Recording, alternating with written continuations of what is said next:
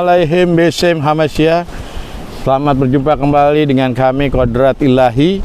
Salam sehat selalu, kiranya Tuhan selalu menyertai kita dan memberikan kita kesehatan selalu dan menjaga dan melindunginya. Dan hari ini saya ada di Pantai Lampung.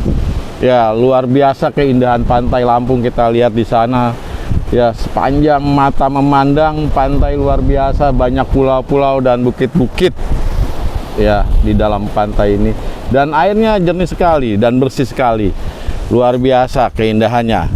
Ya, saudara, begitu juga kita melihat tentang keindahan alam ini, kita mengingat tentang akan penciptaan Allah yang luar biasa.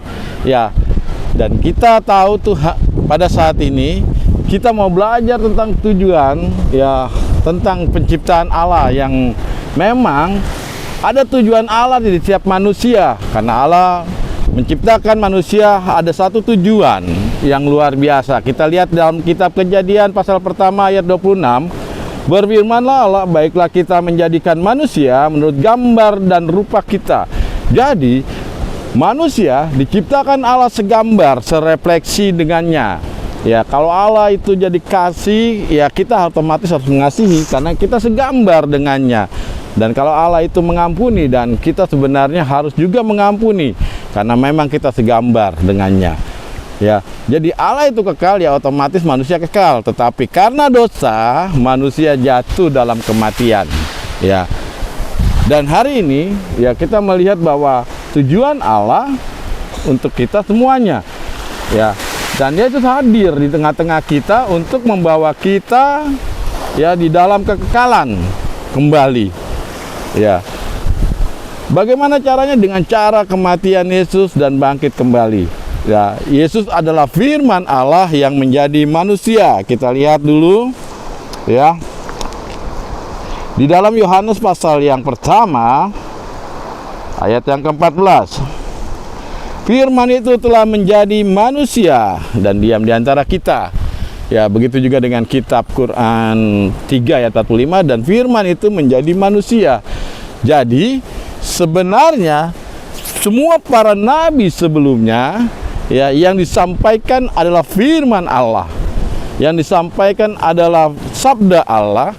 Nah, Yesus adalah firman Allah yang jadi manusia. Secara otomatis yang disampaikan oleh para nabi sebelumnya adalah tentang Yesus, bagaimana akan datang juru selamat ke dalam dunia ini dan mengembalikan manusia ke dalam kekekalan.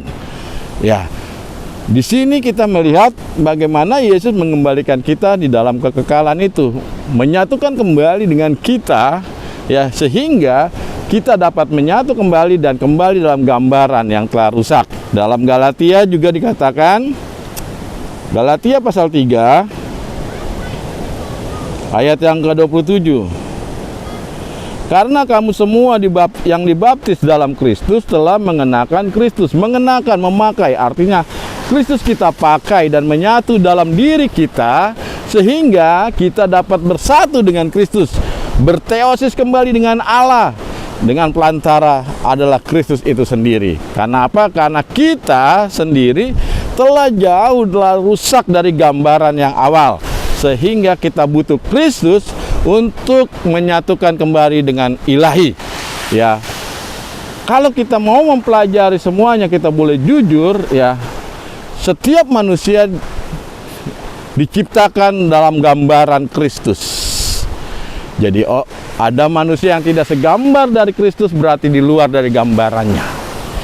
Setiap manusia harus kembali dalam kodratnya, yaitu segambar dengan Kristus. Dan setiap nabi juga harus kembali. Dan setiap nabi membawa tentang kabar kesukaan tentang firman Tuhan. Apa firman itu? Adalah Kristus sendiri. Itu sebabnya, ya, pada saat Kristus menyatu dengan kita, ya, kita segambar dengan ilahi dan kita penuh kasih. Ya, saya tidak pernah mendengar dan saya tidak pernah melihat orang Kristen itu kalau dimusuhi, dijahati itu membalas. Tidak ada. Karena apa? Karena Kristus menyatu dengan dirinya sehingga setiap apapun yang terjadi, disakiti apapun, mereka selalu mengatakan, Tuhan ampuni mereka karena mereka tidak tahu apa yang mereka perbuat.